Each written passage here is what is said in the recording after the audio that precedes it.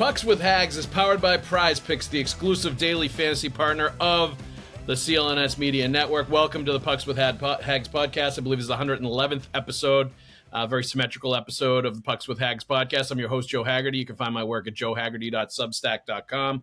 Subscribe to a premium membership. Get all of my NHL and hockey writing sent straight directly to your inbox. I also write columns for the Boston Sports Journal covering the Bruins. And with me today is my longtime friend and colleague, Mick Colageo. Mick's going to be answering some questions from the Pucks with Haggs mailbag with me. But Mick, please tell everybody where they can find your work. What I really should have done is put the scoreboard to 1-1 in the first period with 1 minute and 11 seconds remaining. That's it. The ones are wild all over the place. Yeah. Triple Jeremy Swayman Day. You can read me at bostonhockeynow.com. I do a Sunday column there, plus more. I write seasonal issues for the Hockey News. So the yearbook that's coming out shortly, unless it's already on the stands, I'm not sure. I get the Bruins section on that. And I also have my game day blog, Rink Wrap. So, and you can find me on X at Mick Colageo, just like it says on my screen. There you go. Check all of that out. You won't be sorry you did. Mick is fantastic. Let's thank our sponsors really quick. Prize Picks, the largest daily fantasy sports platform in North America and the easiest and most exciting way to play daily fantasy sports. It's fun and pretty simple to use. Just download the Prize Picks app today and use the code CLNS for a first deposit match of up to $100. That's download the Prize Picks app today and use the code CLNS for a first deposit match of up to $100. Pick more, pick less. It's that easy. We're also going to thank our friends at Gametime. Gametime is taking the guesswork out of buying MLB tickets.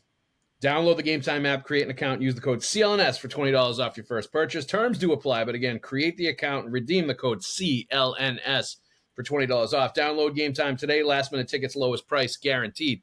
All right, Mick, I don't think there's any Bruins news to speak of this week, right? I'm not missing anything that I'm forgetting about as far as Bruins. The biggest Bruins news of the last week, I think, was the new numbers for the new Bruins guys. That's pretty much it. So Riley Tuft was assigned number 10. Yes. Yes. Succeeding the great A.J. Greer. Yes. And many other great number 10s, Barry Peterson, John Rattel, etc., Carol Vadnais.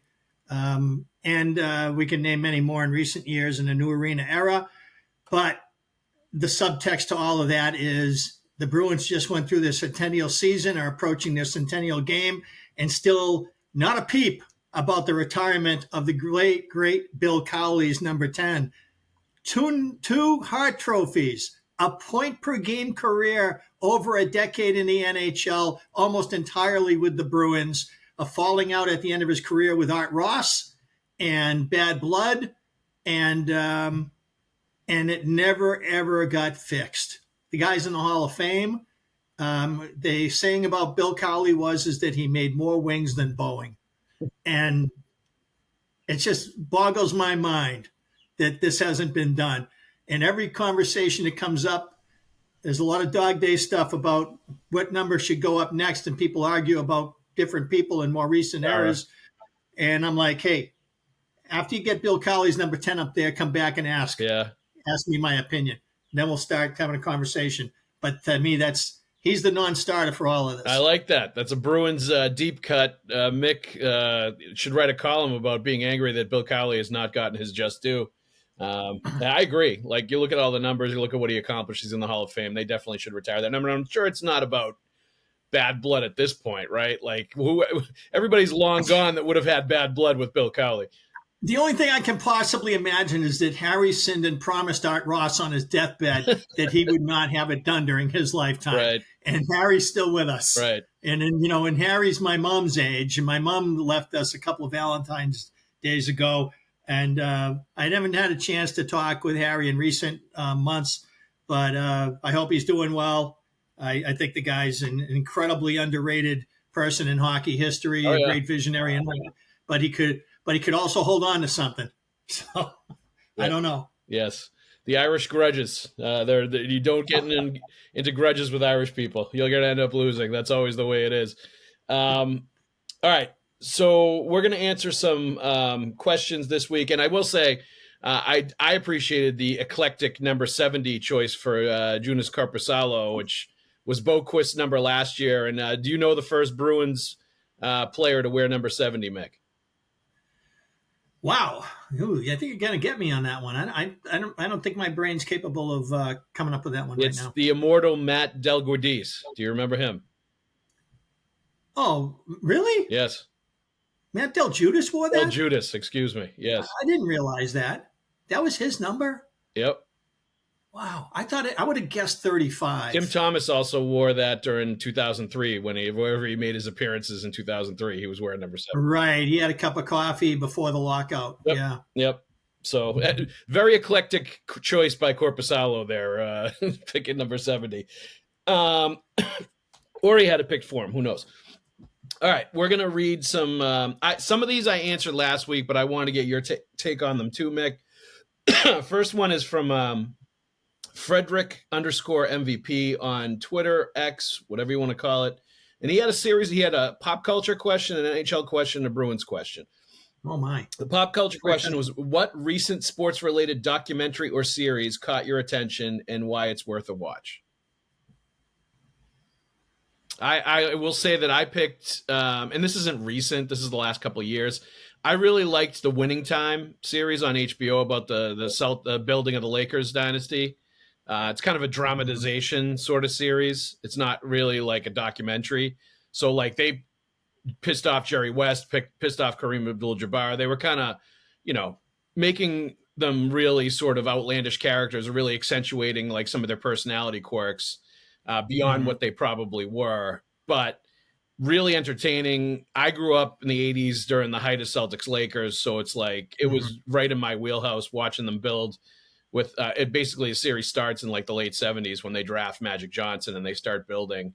And they had one episode where it's basically like a villain origin story that was all about Larry Bird in Indiana and him like growing up and his backstory, like when he quit Rick from French Lick. When he quit Indiana University and left Bob Knight and the Hoosiers and ended up going to Indiana State, and how that whole thing happened and his family background and all that stuff. So all that, and the guy that played him was really good too. So I recommended that one big time, but that wasn't tremendously new. I know I saw there was a Pete Rose documentary. I think that's on HBO Max or whatever they call it now, that I'm definitely going to watch. Because again, like I remember him from the 80s big time. He was a big sort of personality and a big baseball figure growing up in the 80s. But anything that you can think of? Well, I'm a huge Jimmy Connors fan, and I just watched the on ESPN Plus. They have Classic Wimbledon, and you can look at like the film that they did to encapsulate the entire tournament for different years. So I was enjoying watching a few of those, most notably Jimmy Connors' 1982 triumph over John McEnroe, which was the first year that Bjorn Borg was no longer playing in the tournament. Yep. So, I mean, you have to be a tennis guy or be from that era when tennis was pretty big. That was water cooler stuff back then. That unfortunately really fell off in the mid 80s for tennis. And even though we had an incredible generation of great American male players that came along all at once, Andre Agassi, Jim Courier, Pete Sampras, Michael Chang, David Wheaton, Todd Martin, incredible wave of talent that came into American tennis. But the sport, except for tennis people like myself, never grabbed America like it did during the era where the guys were basically self-centered a-holes. You know, I mean, these guys were like, but tennis just, it was incredible back then, between Ilya Nastasi and then Connors comes along and so it just had a completely different flavor to it. And if you're into the sport, then you'd love to know players that you could like or hate or this or that. And everybody was into it, and it was really something. So that was the thing that I kind of gravitated toward. I also like watching. I have like this thing in my old age where I'm starting to realized that I probably don't remember some things as well as I purport to, and that I should check on myself a little bit and find curiosity and say, I wonder if I watched, like the Flyers 1975 repeat run to the cup, if that would be something that I would notice something I never saw before, or if I'd be kind of like, yeah, I remember that. And it's usually a pretty good mixture of the two. But I did just watch the Bruins 1972 run again. And I think recently before that saw the 71 with Montreal, and following their pathway all the way through after the unbelievable upset over the Bruins in the opening round. So I go back to stuff like that. But other than that, my TV watching is really kind of crazy. I because I'm a tennis guy, I really enjoyed this show that was done on Netflix called The Prince of Tennis, which was done in Mandarin Chinese with English subtitles. I probably watched the whole thing straight through at least twice. Wow. And they're like 40-minute episodes, and there's almost 40 of them. And I just love the character development, the stories, and everything about it. And now there was just this one that I just finished watching, a 16-episode series called Startup, which is in Korean with English subtitles. And I don't know why the heck I gravitate toward this stuff, but it's really kind of, I don't know, maybe I just need to completely escape my world somehow and go into another one just for therapeutic reasons. And that's been sort of my late night TV watching of late. I just finished that show, and I like watching The Chosen. Nice. You know what I've liked watching? Like I've watched some of the Olympics, and obviously watch NBC and like some of the Olympics as they're jumping from event to event and sort of bouncing around like they do in the coverage. But I have Peacock, and you can go in there and basically watch anything on demand from the Olympics. Well, that's clearly what I'm missing then, because I have Netflix, I have Prime, I have ESPN Plus. No, Peacock is the I one. have Nessun, Peacock 360. Peacock has all the Olympic stuff. I don't have Peacock, and because of that, I can't pick and choose. So anytime I try to watch anything through our YouTube TV that's doing Olympics, it's never what I want to watch. Yep. I watch like a chunk of a match or of this or whatever they're showing, but I can't like go find what I want to watch, which has always been the things that I like the most about the Olympics. You can basically navigate in the Peacock once you get on there. You can navigate to the different. You can navigate to the different sports and just basically watch like the whole game, the whole match, the whole day of competition. Like they have it all broken down by sport where you can watch everything. And I like to watch. It's funny. I'm not the biggest NBA guy, and I'm not. Like, I will watch basketball. I'll watch some basketball for sure during the playoffs. I was watching the Celtics. Like, I was much bigger when I was a kid watching than I am now. But I love watching international basketball. So I've loved watching, like, the World Cup basketball, like, last summer. I love watching all the Olympic games. And so I'll watch all of them. I'll watch Puerto Rico playing Japan. I'll watch, South Sudan playing Serbia. Like, it doesn't matter. I'll watch all of those games. And I love like discovering these unbelievably great international players that aren't NBA players, or like fringe NBA players that are like so good. Like there's this guy Kawamura on Team Japan, and I think he's in like the G League now for the NBA for like the Timberwolves or somebody. But he's this 23-year-old 5'8" Japanese kid that is like their Steph Curry. And he is unbelievable. And there's like a handful of these guys that you see in the Olympics. This guy Obst, there's a 3-point shooter for Germany too. And Germany's got a lot of NBA players on their team. But like he is just unbelievable too. Great shooter, really good player, has never come to North America, has always played in Germany. Clearly, I think could play in the NBA if he wanted to, or at least try. But I've always enjoyed when the Olympics come, watching all these games, to watch all these players. And it continues. We've talked about this before. It always boggles your mind how great some players are that never make it to the North American pro sports leagues for whatever reason. It felt that way in boxing about Teofilo Stevenson in the 70s. This guy had a right hand like you don't believe. I mean, it kind of like picture Tommy Hearns as a heavyweight. Yep. And a guy who's just stalking his opponent and just waiting for that perfect moment where he's going to throw this straight right, and that just ends the fight. I remember one time he hit John Tate with it, and Tate kind of like looked like he was kind of like, oh, darn, I got hit. He starts walking away.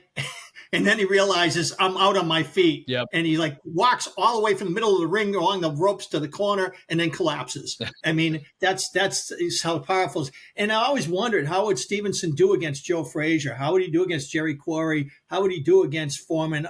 How would he do against Ali? You know, I mean, it's you look at this kind of a champion from Cuba who was in a communist situation and would never, ever compete against the top heavyweights in the world. And it was a tragedy that we never got to see that. So anytime somebody says we shouldn't do that, we should have just amateurs in the Olympics, I say to myself, you know something? If Stevenson came along now, we would have gotten to see it. Yeah. And you know, and we'll never know now, Yep. you know, how he would have done. But the guy had a devastating straight right. And so there are a lot of things about Olympic boxing that has always been intriguing, and wondering if, you know, somebody's going to be all that in a bag of chips, or if they're, you know, fizzle out as a pro and not be that big a deal, or are we really looking at something great here? And if you want the best competition, if you want to say you're the best in the world at anything, you really need to have the pros involved in it, you know? And I think, honestly, like, it's probably, I'm sure it's more of a thrill for the rest of those international basketball players that the NBA guys are on those teams. And it's a true, like, best against best competition, and they can see how they stack up too. And, you know, teams, go ahead. The one thing we've lost, and let's, you know, we could talk hockey now, is you could see how all the Czech players skated. Yeah. In the 1970s when they do the Olympics. Yep. You'd see how the Russian players skated, how they'd move the puck. Every country conceptualized their sport a different way, because you didn't have this melting pot sharing of information that exploded after the Summit Series. And essentially, you know, by the 80s, the best Western European players were in the NHL. By the 90s, the best Eastern European players were in the NHL. And so now everybody looks more like each other, and play, and have learned so much from each other that the tendencies and the nuances are barely recognizable in many cases. And unfortunately, that was a quality of the experience of learning how other people think the sport that was a huge part of the Olympics in the 70s that, to me, has been lost. You know, get these phenoms in gymnastics or any of these sports, or like figure skating, that are really, you know, will be resonating and be something that everybody's talking about the night for weeks to come. And these days, it just seems to me like it's so much about rah, rah, rah, USA, USA. I can't watch 5 minutes on the regular channels without seeing more commercial time than actual action. Yeah. And half of the actual action is cutaways to the crowd flashing, you know, Go USA signs. And I'm like, oh, stop selling me. I'm already here. You don't need to sell me. I bought it. I'm here. I'm in the door. Just show me the damn games. Last point before we move on back to hockey stuff. The one thing I will say to kind of counterpoint that a little bit, when you were talking about everybody playing the same, in basketball, like, the one thing when you watch international basketball is that the U.S., they win because of the size of the players that they have, the athleticism of the players that they have. Like, you can just see that they're just, like, athletically bigger, stronger, faster, like, all of that. And there's obviously, like, Steph Curry's unbelievable. LeBron James is a superstar. Other countries can't really match that star power either that some of those guys have, just the sheer innate talent. There aren't as many. But the one thing that you do see when you're watching these tournaments is a lot of these European countries are so much better than the U.S. when it comes to skills, when it comes to actually playing the game, when it comes to instinct, when it comes to, like, being smart players that, you know, use that will do little detail-oriented things. And just the passing and the shooting, like, everybody can shoot, everybody can pass, like, all the skill development that they're doing in Europe. And this is something that the USA Hockey, to their credit, has figured out. And, like, they saw that Russia and all these other teams were doing different things, and they adopted some of that stuff to what they do and sort of melded it to what they do. So they, like, caught up, and it was sort of the reverse, I think, for hockey. But in basketball, we were extremely infatuated with all things Soviet. We even had, you could go in a hockey rink in 1974 and see a 3x5 card on the bulletin board when you're walking in telling you that they could sharpen your skates the Soviet way, you know, all kinds of crazy crap. Totally. But I mean, but just that supports your point that when something else comes along, like a Valerie Harlamoff, or in the case of the what you're talking about now, maybe because basketball is so predominantly American, except for the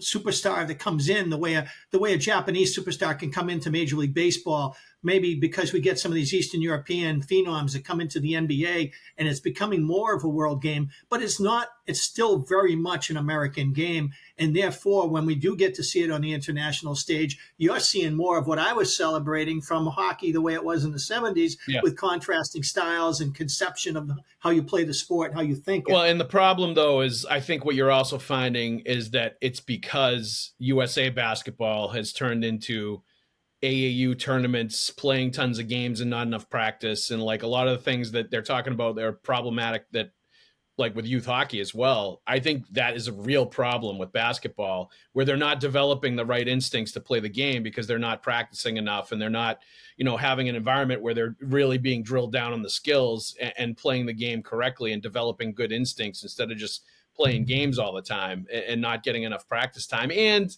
like part of it too is just that like USA basketball, so much of that is revolved around, and youth basketball is revolved around actually winning.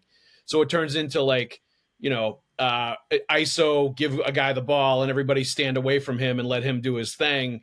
I hated basketball in the 90s for that reason. It seemed to me like a game of one-on-one with 8 guys on the floor watching. And I hated that because, and I'm coming off of the greatest era of what they shouldn't call it that. The 60s is probably the Celtics' greatest era, and then the 70s and the 80s. But the 80s are the one decade that the team owned the town of Boston. That I will say.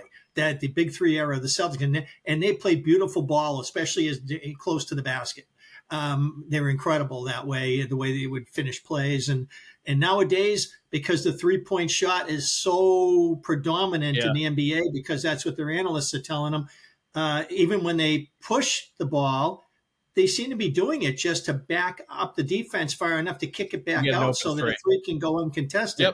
And the guys are so good at shooting these threes now that it does really take the wind out of my sails for watching regular season hoop if I know that the Celtics are going to win because Tatum was hot, or that they're going to lose because Tatum was not. And if it's that simple, then I just, you know, I used to love it when there was a third quarter push, you know, and the games, you could really get into it then. And nowadays, I mean, I followed the playoffs, so I'm so thrilled to see them win because I love Joe Mazzulla, and I ran into him once at the Shaw's underneath TD Garden when I was leaving after a Bruins presser. And this wasn't this past season, but the one before. And he was in the middle of the playoffs, and he was using the self-serve right next to me. And he had a playoff game that night, and I saw him, and I just told him how my best friend, we both grew up skating on the ponds and playing hockey and being obsessed with the Bruins and the Canadians and everything else. And yet he lives and dies with the Celtics, my pal. He thinks of them as like his grandchildren. He's no big analyst or anything, but he just absolutely has great passion for watching every single game. And I told him this, and he goes, "Oh, that's how." He goes, "Tell him I said hi." He's just the sweetest guy. And so I'm thrilled that they figured it out and they got there and they did it. That said, you know, I don't know how the heck, you know, the NBA popularity is soaring now. It's incredible. So good for the Celtics, good for them, good for him. And hopefully they keep tuning out the noise, you know, and maybe they can do a couple of more. We'll see. Yeah, absolutely. Joe Mazzulla, great guy. He lives in Newton, so I see him quite a bit. He and his wife and his 2 sons, awesome people. Take the guesswork out of buying MLB tickets with Gametime, the Red Sox, Fenway Park.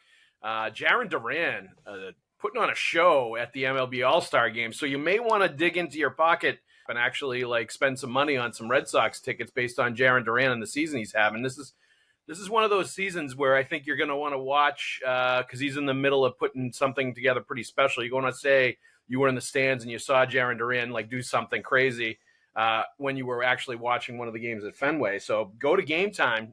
Last minute deals, save up to 60% off buying last minute for sports, concerts, comedy, theater. Zone deals, save even more when you choose a section and let Gametime choose the seats. Lowest price guarantee, or Gametime will credit you 110% of the difference. Take the guesswork out of getting Red Sox tickets at Fenway this summer with Gametime. Download the Gametime app, create an account, use the code CLNS for $20 off your first purchase. Terms do apply. But again, create the account and redeem the code CLNS for $20 off. Download Gametime today. Last minute tickets, lowest price guaranteed. NHL question. And I kind of pounced on this one because I couldn't think of anything that would give a team an advantage going to the season. But the question is, with the new rule changes for this season, which team is most likely to benefit and how? I couldn't think of any like significant rule changes that I thought were going to benefit any team. Any rule changes going into the season that would have any like big benefit. Am I missing something? Is there a new rule change? No. Well, I think there was a couple subtle changes, but nothing like significant. And we don't know yet if there's going to be any changes as far as like them policing any like infraction more than they usually do, which they try to do every year. Well, there's always a pet penalty, but they don't announce that. No, that's just something they visit the teams with during training camp, and say, "Hey, we're going to emphasize this," because they're not changing how they write their book. They're just changing what they're going to call them, what standards they're looking for, like they did when they came back from the lockout year and they went into everybody and said, "Okay, you're a defenseman. If you have both hands on your stick and your stick is in the hands of is making contact with the opponent, you're going to the box. Yep. We don't care. Oh no, I didn't hook him. I had it like that." Now, we don't want to. So they decided, in order for us to free up the game and free up the skill, then we need to penalize the crap out of the defensemen until they get the message and revise how to contain. And that was a big problem for Brian Leach when he was playing that. In 1 year, he played for the Bruins. He was an old dog trying to teach new tricks to on how to contain and defend as a stick defender. He was brilliant in the old school ways of stick defense. He had to completely reinvent himself. By mid-season, he was doing that, and then he got injured. Yeah, it would have been a big problem for Finn last weekend in the summer game, too, because he had a play where he back-checked, cut up to this kid from behind that was going in to score a goal, lifted his stick, and I don't know what happened next, but they tangled up. The next thing I knew, the kid's stick went flying 10 feet into the end boards, and Finn picked the puck up, passed it to one of his teammates, and they scored a shorthanded goal going the other way. He definitely would have been called if they were. That's a Mario Lemieux play. He definitely would have been called for a penalty if that was the refs looking for that kind of stuff. But like I was amazed when I watched it how far the kid's stick went after he stripped him of the puck, and somehow he got the puck and ended up going the other way. So good play by him, but I'm not sure there wasn't a penalty in there. The Bruins question: can you evaluate the Bruins Swayman situation, Mick? What's your evaluation on the Bruins Swayman situation? I've said it enough, so I want to get your take. Yeah. I think they got here in good faith, and they have details to work out. And maybe there's a disagreement over the number by about $1 million, but I can't imagine that when they run out of time and both sides become more desperate, and they realize what's at stake, that they're not going to meet in that rubber room and get it done. Yeah. So I just feel like I will say this though, Mick, if it's $1 million, that turns into like almost 10 million when it's a 7-8 year contract. So that's a significant amount of money. It's a significant amount of money is right. And that's why this is Jeremy Swayman's one shot at this. Now, if he's got another shot at this after this one, then that will have worked out famously for both sides. Both sides are going to benefit incredibly well out of this negotiations if there's another chance for Jeremy Swayman to do this in 7 or 8 years. Yep. But taking it as his one shot at this, then each side's going to do their due diligence, and unfortunately for that means is use up every second you got, and that's to me is true to the MO of modern hockey management in general. Don Sweeney in particular, they never do anything today that they can do tomorrow. They let things sort themselves out and settle, and show that they've communicated and everybody knows where they are, and it's until they hear that voice go off in their head that says last minute of play in the period, last minute, then they're going to have to get going. Yeah, But, and I but wouldn't very panic little. either unless if you're a Bruins fan, I wouldn't be tremendously worried about any of this unless you hear that Jeremy Swayman like packed up all his stuff and went back to Alaska. If something like that happens, then it might be like a problem. Then you might want to start like getting nervous a little bit or wondering Yeah, what's so we're going going to on. see AI of Jeremy Swayman at the Alaska Airlines at Yeah, Logan, yeah, or exactly. so we're going to see all kinds of crap like that, and funny little fake things that'll be tongue in cheek, things that'll be trying to take themselves seriously, and causing mass panic in the streets, Causeway, and Canal. I feel like I've sat through too many of these things to ever uh, get riled up about it again. Yeah. Um, And I think you get the benefit of the doubt with Don Sweeney and this Bruins group too, that they've managed those situations really well when they have big contracts like this, and it's never become a lingering problem. So you give him the benefit of the doubt as well. All right, this is from Roger Perry on the Facebook fan page. Roger Perry always has really good questions, so this is another good one. And I carried this one over from last week as well, Mick, because I never covered this player during my career with the Bruins. So, hi Joe, my favorite Bruin of all time, Ray Bourque, celebrated a birthday this week. Could either you or your guest please share a favorite story about Ray that might not be as well known to Bruins fans? Thanks. So, like, I give you a chance to tell any kind of a favorite Ray Bourque story that you might have from any interactions that you've had with him. And I think you covered him for a bit, right? Yeah, Yeah, and yeah. you I covered. started covering the Bruins when Ray was just on the tired side of all of those two Stanley Cup finals and the two other conference finals.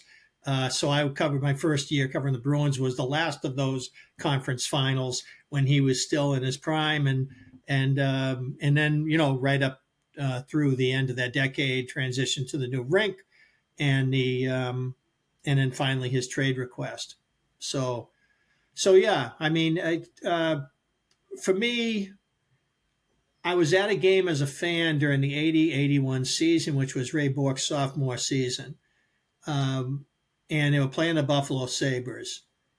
And this was a goal that you've seen on YouTube many times probably, but Ray's killing a penalty and he goes back for the puck and looks like he's going to circle the net. And that darts away, heads up ice, dekes a couple of guys, gets the puck inside the Buffalo line, flicks a wrist shot, top corner goal. I'm in the balcony. I can tell you that only 6 seasons after Bobby Orr, that there were still a lot of fans in that building that had seen Bobby Orr play. And the standing ovation for that goal was about,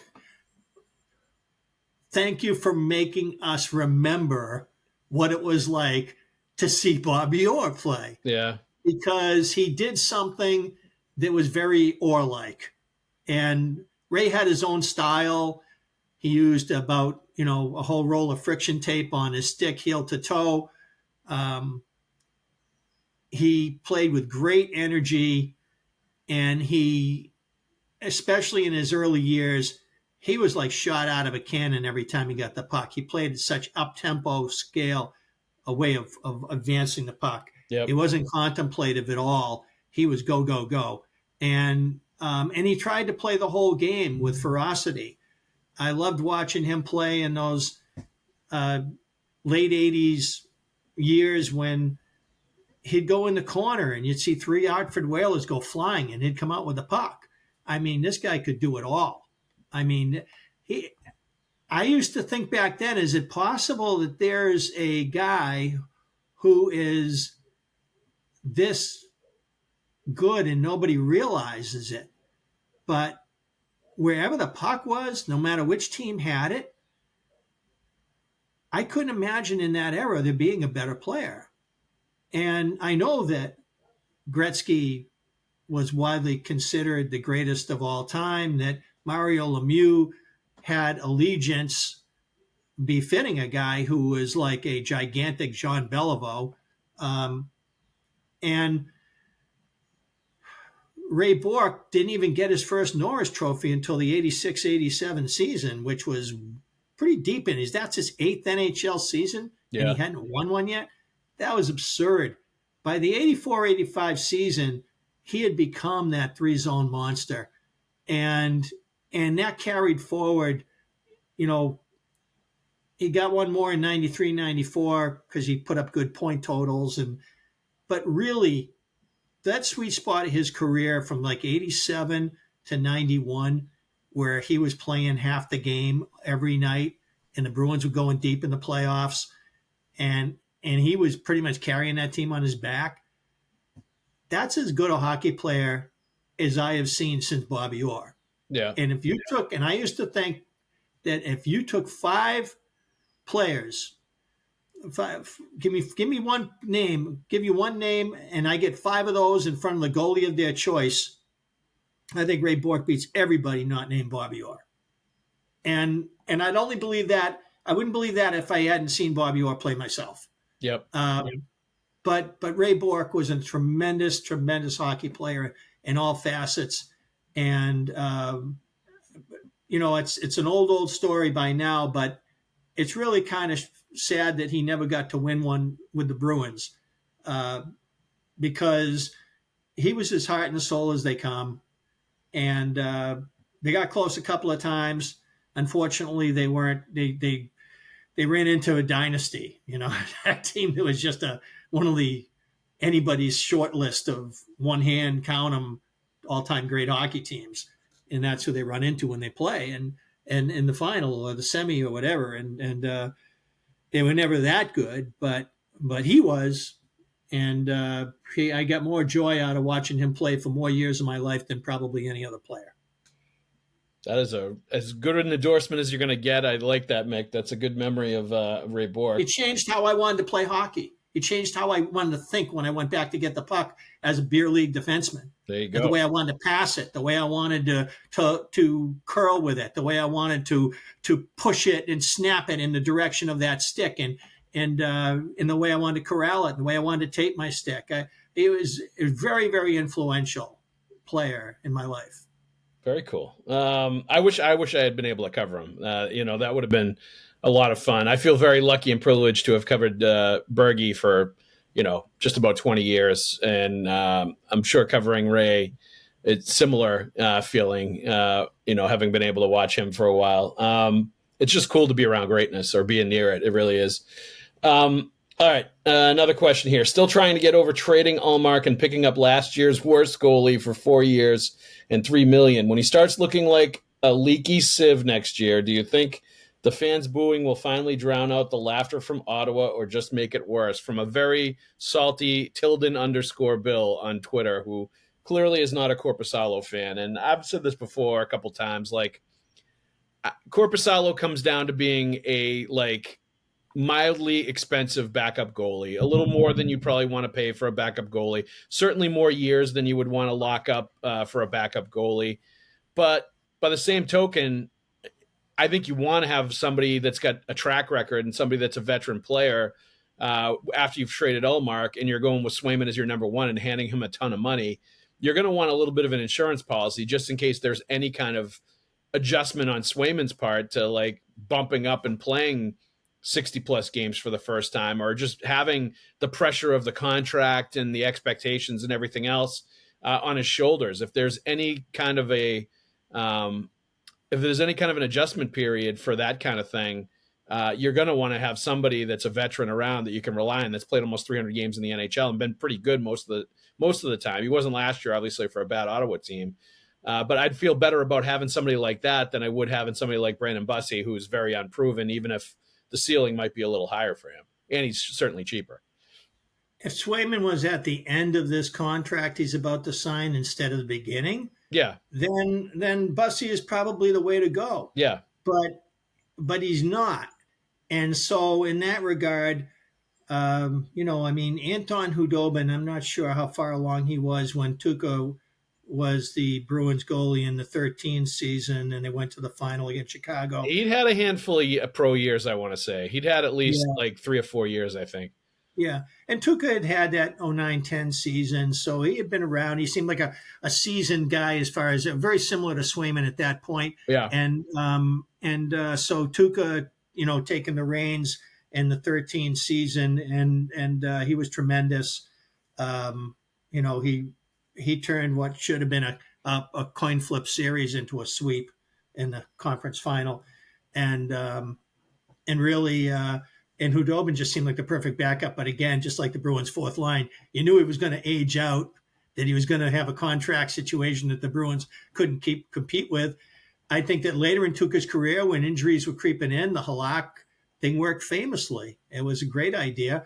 I think this is similar to that as far as like in terms of looking at the whatever reasons in this case, you're going for that similar value in a backup.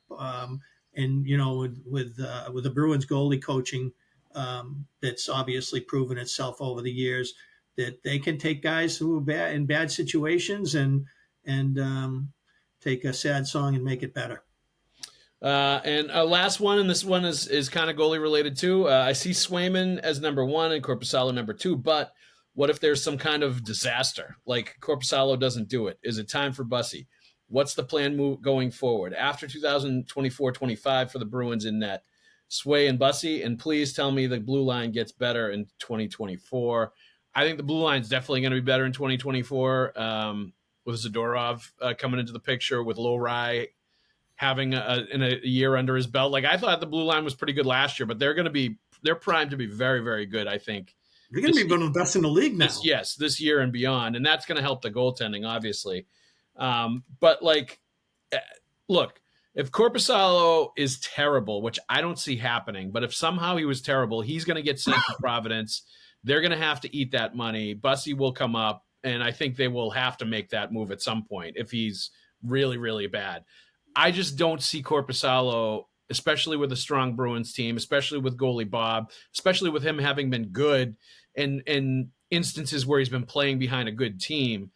I don't see that. I think he's going to be fine. I think, like I said, and I've said many, many times, he is going to be a mildly expensive, overpaid backup goaltender. Not a huge deal. You're not giving him a ton of money. The term is definitely probably longer than you would want, but the expense for the backup goalie in that term, as the years go on and the cap goes up, is going to seem less and less and be less of a big deal.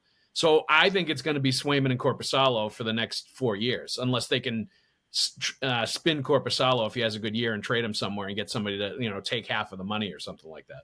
Hey, when Montreal became a shit show early in the 95-96 season, Patrick Roy was a shit show. Yeah.